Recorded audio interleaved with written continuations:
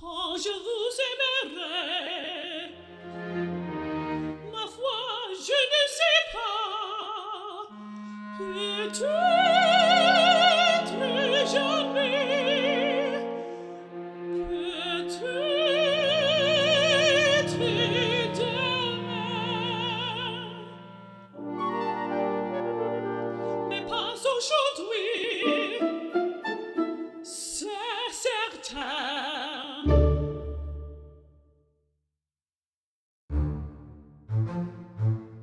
World War II ended. Europe, completely destroyed, bombed cities, empty shelves, broken spirits. Women were wearing army-style coats. Tough, practical, plain. Fashion was dead. Nobody cared what they looked like. Survival came first. Then came one guy, Christian Dior. And what did he bring? Big puffy skirts, soft fabrics, tight little waists. People said, seriously, now's not the time. Christian Dior, born in 1905 in Normandy, wasn't always destined for fashion. In the 1930s, he began sketching for Parisian fashion houses. By 1946, with the financial backing of industrialist Marcel Boussac, Maison Dior was born. In 1947, Dior launched his first collection. It was the exact opposite of what made sense. While everyone else was saving fabric, Dior was using more.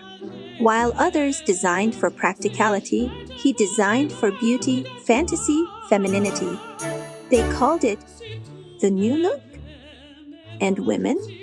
They didn't just like it, they went mad for it. Because for the first time in years, someone gave them permission to feel beautiful again.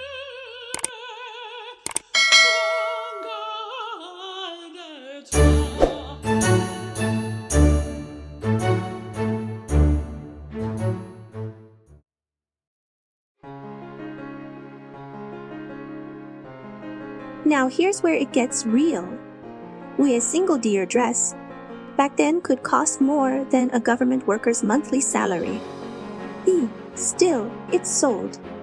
A Dior's designs revived the French fashion industry almost overnight.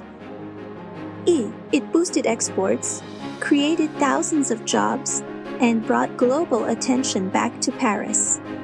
Dior's fashion house became a multi-million franc business in a post-war economy.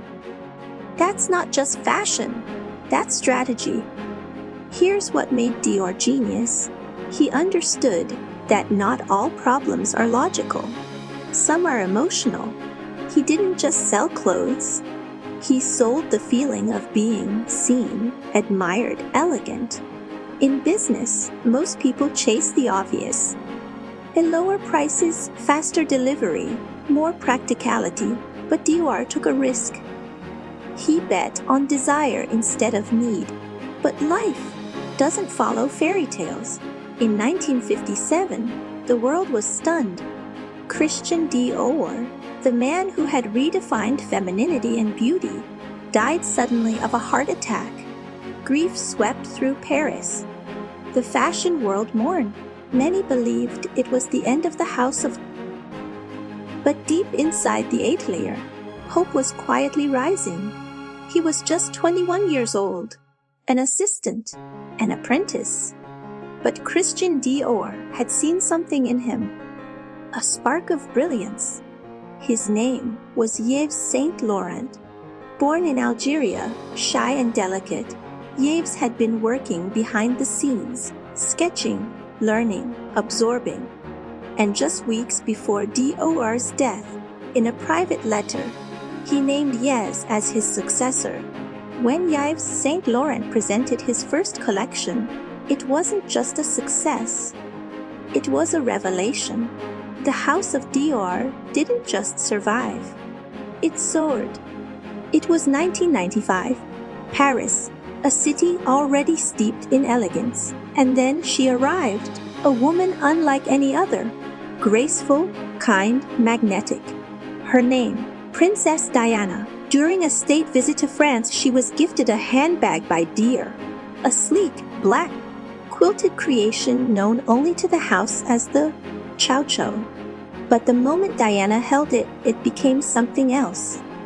She wore it to dinners, to visits, to royal occasions. And with every photograph, the world took notice. Suddenly, that handbag wasn't just an accessory. It was a statement, a whisper of royalty, a symbol of quiet strength. And so Dior gave it a new name, in her honor, Lady Dior, a tribute to the woman the world called the People's Princess, whose elegance and quiet power reflected everything Dior stood for. Today, Lady Dior remains more than a handbag. It's a legacy, a love letter to Diana, and a timeless icon carried by women who make history. Let's talk Chanel. Before the war, Coco Chanel had already revolutionized women's fashion. No corsets, simpler lines, elegant minimalism. But during the war, Chanel pulled back. Her brand went quiet. Dior filled the gap and dominated. Chanel gave women freedom. Dior gave them power through beauty. Both iconic, but they played different games. So what's the lesson? In tough markets, most brands race to cut prices, but some of the best rise by going premium, by selling meaning. If you want to build something real, ask yourself, what are people missing? Not just buying. Can I offer a feeling that's rare? And charge for it? Because people don't just pay for products. They pay for how it makes them feel. If you're enjoying the story so far, hit that like button. And don't forget to subscribe so you won't miss the next brand we uncover. Thanks for watching.